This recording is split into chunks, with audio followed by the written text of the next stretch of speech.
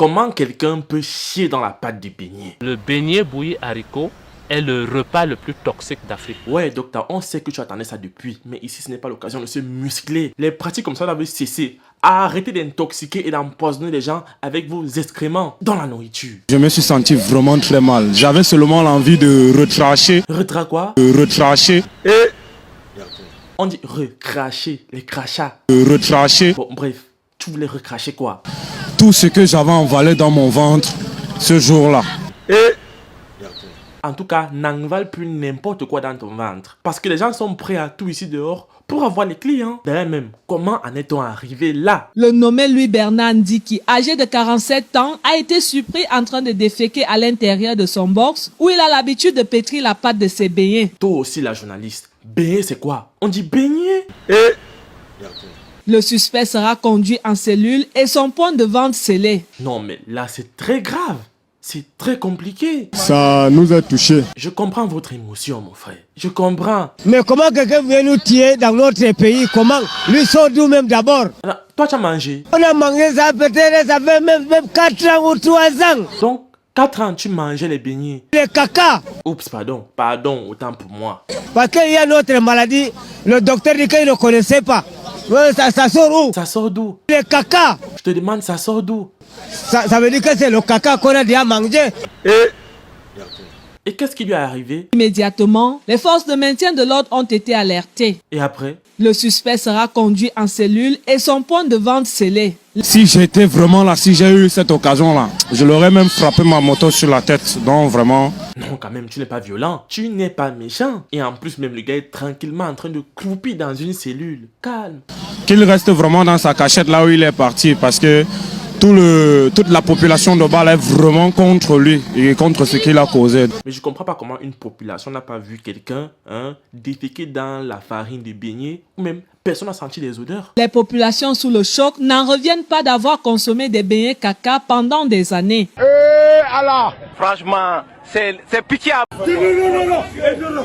Hey, c'est la guerre. Toutes les familles mangeaient les enfants. Ah? Qui mangeait les enfants? Toutes les familles mangeaient les enfants. Attends, ce sont les beignets qui mangeaient les enfants ou les parents qui mangeaient les beignets? Je ne comprends plus rien. C'est la magie. Parce qu'un parent peut-être comme moi, je pars en soir, le soir, je paie les beignets pour garder peut-être mes enfants.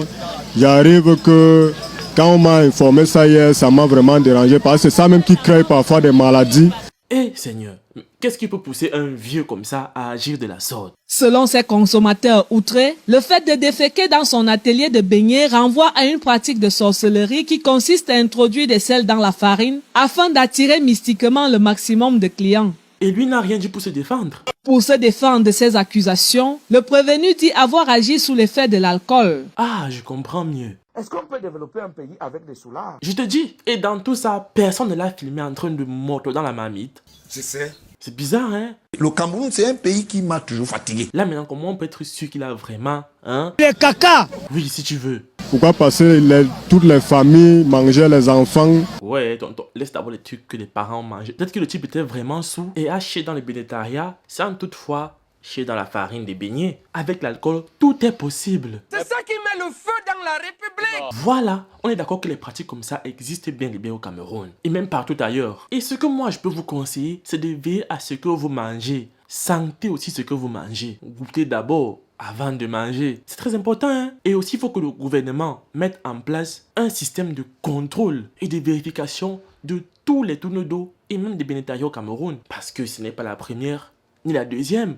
L'enquête ouverte devra donc déterminer s'il s'agit simplement d'un acte incivique et insalubre ou d'une pratique de sorcellerie. Cela étant dit les amis, vous likez, vous commentez, vous partagez. Moi je vous aime, on se retrouve très vite. À la même heure et sur les mêmes longueurs d'onde habituelles. Ciao.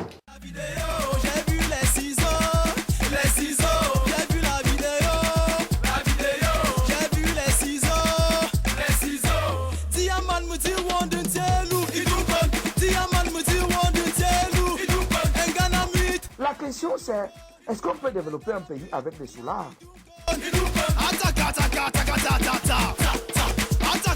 Quelqu'un ici partagé. À droite, ici, vous mettez partagé. Voici la liste des groupes. Je veux que chaque personne partage au moins dans 10 groupes.